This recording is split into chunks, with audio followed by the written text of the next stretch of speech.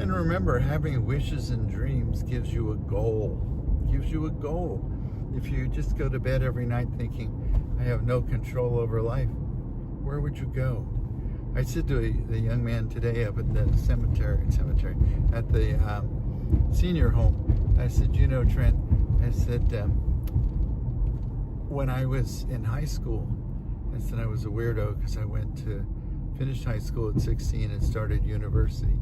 And I said, if you would have told me in high school that the three things I didn't want to do were teaching, psychology, and farming. And I said, if you would have told me then that I'd be doing anything in that field, I would have said, you're crazy.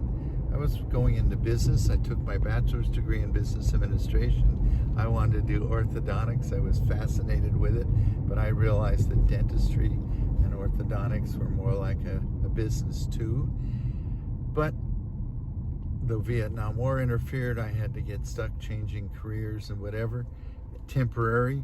And my temporary career now, 50 years later, is psychology, psychotherapy, and teaching. Okay, but I'm loving it, and I'm glad I did it, and I'm glad that they say when I hear from people, they said that nurse that I mentioned a few videos ago, when I left Betty's place up at Montecito, the senior home, when she said, you know, Betty's that's the happiest Betty's looked in weeks, so come back. And I'm like, okay, that made me feel